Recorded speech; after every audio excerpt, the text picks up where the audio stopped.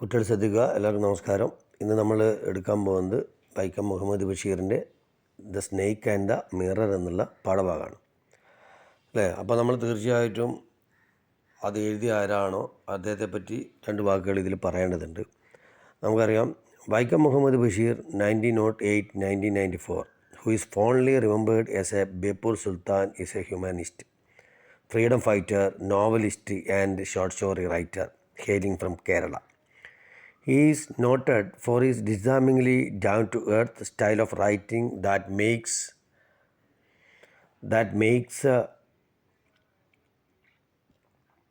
writing that made him equally popular among literary critics as well as the common man. His notable works include Balyakalasakhi, ശബ്ദങ്ങൾ, പാത്തുമ്മയുടെ ആട്, മതിലുകൾ, എൻ്റെ ഉപ്പാപ്പയ്ക്ക് ഒരു ആന ഉണ്ടായിരുന്നു, ജന്മദിനം, അനർഘ നിമിഷം. He was awarded the Padma Shri in 1982. ഇതാണ് നമുക്ക് വൈക്കം മുഹമ്മദ് ബഷീറിനെ പറ്റി പറയാനുള്ളത്. അദ്ദേഹം ജനിച്ചത് 1908-ലാണ്. 1994 അദ്ദേഹം മരണപ്പെടുകയുണ്ടായി. അദ്ദേഹം ജനിച്ചത് നമുക്കറിയാം ബേപ്പൂരാണ്. Who is only remembered as a Beypore Sultan is a humanist. അദ്ദേഹം ഒരു ഫ്രീഡം ഫൈറ്ററാണ്, ഒരു ആരും മാത്രമല്ല നോവലിസ്റ്റാണ്, ഷോർട്ട് സ്റ്റോറി റൈറ്ററാണ്. അദ്ദേഹം അറിയപ്പെട്ടിരുന്നത് ബേപ്പൂർ സുൽത്താൻ എന്നുള്ള പേരിലാണ്. He is noted for his disarmingly down to earth style of writing that made him equally popular among literary critics. സാഹിത്യ വിമർശനത്തിന് വിമർശകന്മാരുടെയും അതേപോലെ തന്നെ സാധാരണക്കാരുടെയും ഇടയിൽ സാധാരണക്കാരന് മനസ്സിലാവുന്ന രീതിയിൽ കഥകളും നോവലുകളും എഴുതിയ ഒരാളായിരുന്നു ആര്? ബേപ്പൂർ സുൽത്താൻ എന്ന് പറയപ്പെടുന്ന വൈക്കം മുഹമ്മദ് ബഷീർ.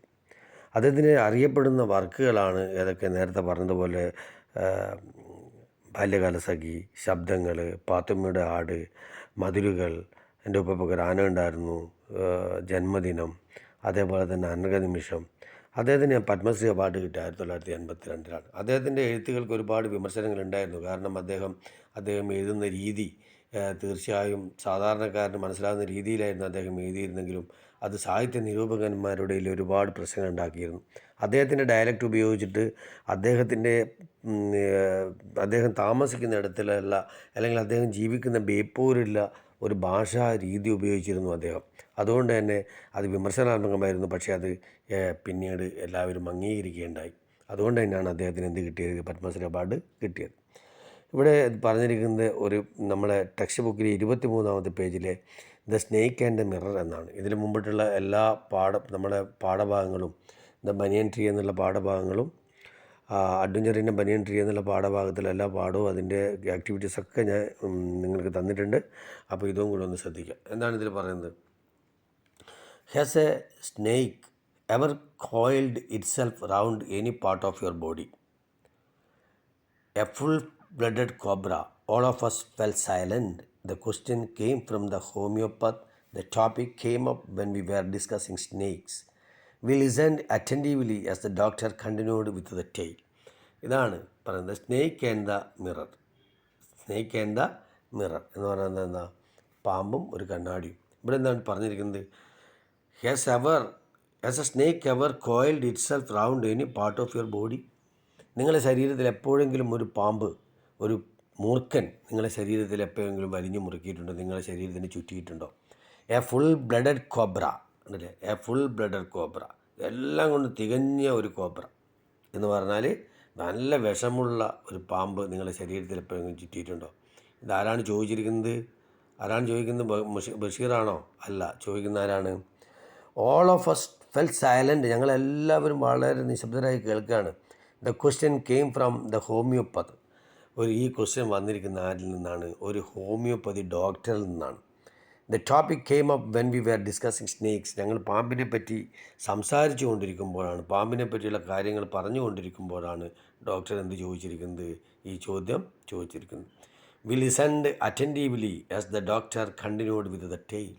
ഞങ്ങൾ ശ്രദ്ധിച്ചുകൊണ്ടേയിരുന്നു. ഡോക്ടർ ആ കഥ പറയുന്നത് ഞങ്ങൾ ശ്രദ്ധിച്ചുകൊണ്ടേ ഇരുന്നു. ഞങ്ങൾ വളരെ സൈലൻ്റായിട്ട് അത് കേട്ടുകൊണ്ടിരിക്കുകയാണ്. രണ്ടാമത്തെ പാരഗ്രാഫിൽ നോക്ക്. It was a hot summer night about 10 o'clock. I had my meal at the restaurant and return to my room. നല്ല ചൂടുള്ള ഒരു ഏപ്രിൽ മാസം. It was summer night about 10 o'clock. രാത്രി 10 മണിയായി. നല്ല ചൂടാണ്. അതുകൊണ്ട് തന്നെ I had my meal at the restaurant and the return to my room. ഞാൻ എൻ്റെ ഭക്ഷണം കഴിച്ചതിന് ശേഷം എവിടത്തേക്ക് പോയി? എൻ്റെ റൂമിലേക്ക് പോയി. I had A noise from above as I open the door. ഞാൻ എൻ്റെ റൂമിൻ്റെ വാതിൽ തുറന്നപ്പോൾ തന്നെ ഞാൻ എന്ത് കേട്ടു? ഒരു ശബ്ദം കേട്ടു. എന്താണ് ശബ്ദം? The sound was A familiar one. സാധാരണ ഞാൻ എപ്പോഴും ആ സൗണ്ട് എൻ്റെ റൂമിൽ നിന്ന് കേൾക്കുന്നതാണ്. ഇന്ന് ആദ്യമായിട്ട് കേൾക്കുന്നതല്ല, സാധാരണ എപ്പോഴും ഞാൻ ആ സൗണ്ട് കേൾക്കാറുണ്ട്. One could say that rats and shared the room. ഒന്ന് ഞാൻ പറയാൻ ഇഷ്ടപ്പെടുന്നു, ഞാൻ എൻ്റെ റൂമിൽ ഞാൻ മാത്രമല്ല, എൻ്റെ കൂടെ ആരുമുണ്ട്. എൻ്റെ കൂടെ എലികളും അതുപോലെ തന്നെ ചെറിയ ചെറിയ ജീവികളൊക്കെ എൻ്റെ റൂമിലുണ്ട്.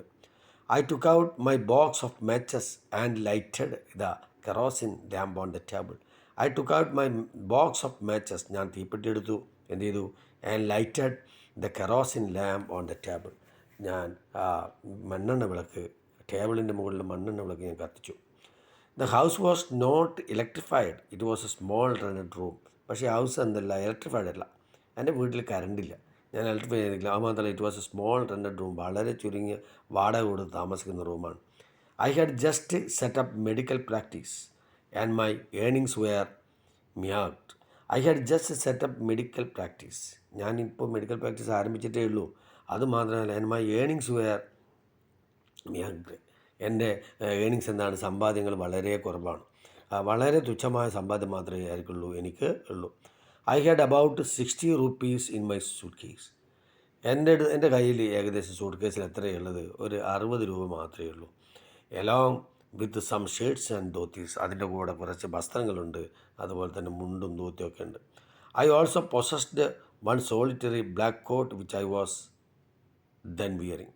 I also possessed one solitary black coat. എൻ്റെ കയ്യിലാകെ ഒരു ബ്ലാക്ക് കോട്ടുണ്ട്. ആ ബ്ലാക്ക് കോട്ടാണ് എൻ്റെ കയ്യിലാകെ ഉള്ളത്. അതിന് എന്താണ്? I also possessed one solitary black coat which I was then wearing. ആ ബ്ലാക്ക് കോട്ടാണ് ഞാനെപ്പോഴും എന്താണ് ധരിക്കുന്നത്. വേറൊന്നും എൻ്റെ കയ്യിൽ ഇല്ല. കുറേ ഷർട്ടുണ്ടെന്നല്ലാതെ വേറെ ഒന്നുമില്ല. I was also possessed one solitary black coat which I was then wearing. ഇത്രയും മാത്രമേ എൻ്റെ കയ്യിൽ ഉണ്ടായിരുന്നുള്ളൂ. ഇതിൽ നമുക്ക് അതിൽ 3 ചോദ്യം കൊടുത്തിട്ടുണ്ട്. എന്താ ചോദ്യം? What was the topic that came up for discussion between the doctor and his friends. ഡോക്ടറും അതുപോലെ തന്നെ ആ ഡോക്ടറും ഫ്രണ്ട്സും കൂടി ചർച്ച ചെയ്യുന്ന കാര്യങ്ങൾ എന്തായിരുന്നു? രണ്ടാമത്തെ ചോദ്യം എന്താ? What does the expression A full blooded cobra suggest? What was the expression A full blooded cobra? അല്ലേ, എന്താണ് പറഞ്ഞിരിക്കുന്നത്? അദ്ദേഹം പറഞ്ഞിരിക്കുന്നത് ഒരു ഫുൾ ബ്ലഡഡ് കോബ്ര. എന്താണ് ആ ഫുൾ ബ്ലഡഡ് കോബ്ര എന്ന്? ആ വാക്കിൻ്റെ അർത്ഥം എന്താണ്? ആ വാക്കിൻ്റെ അർത്ഥം? എല്ലാം കൊണ്ട് തികഞ്ഞൊരു പാമ്പ്, അല്ലേ? വർത്തമാനത്തോട് പറയുന്ന സമയത്ത് പറയുന്നതാണ് ഫുൾ ബ്ലഡഡ് കോബ്ര, എല്ലാം കൊണ്ടും തികഞ്ഞ ഒരു പാമ്പ് എന്നാണ്. What is the expression full blooded cobra suggest എന്ന് പറഞ്ഞാൽ അതിന് ആരോഗ്യമുണ്ട്, അതിന് എന്താണ് ഒരു സ്റ്റൈലൻ മൂർഖനാണ് എന്ന് പറഞ്ഞാൽ എല്ലാം കൊണ്ടും സ്റ്റൈലായി നിൽക്കുന്നൊരു കോബ്ര. അതിന് ആരോഗ്യമുണ്ട്, അതോടൊപ്പം തന്നെ അതിന് അതിൻ്റെ ഇതിൽ പത്തി വളർത്താൻ കഴിയും, അതിന് വിഷമുണ്ട്, എല്ലാം ഇതാണ്. അതുകൊണ്ടാണ് സജസ്റ്റ് ചെയ്തിരിക്കുന്നത്. The sound was A familiar one. What was the sound? റൂമിൽ നിന്ന് എന്തോ സൗണ്ട് കേൾക്കുന്നുണ്ടായിരുന്നു എന്നാണ് പറഞ്ഞത്. എന്ത് സൗണ്ടായിരുന്നു കേട്ടുകൊണ്ടിരിക്കുന്നത്?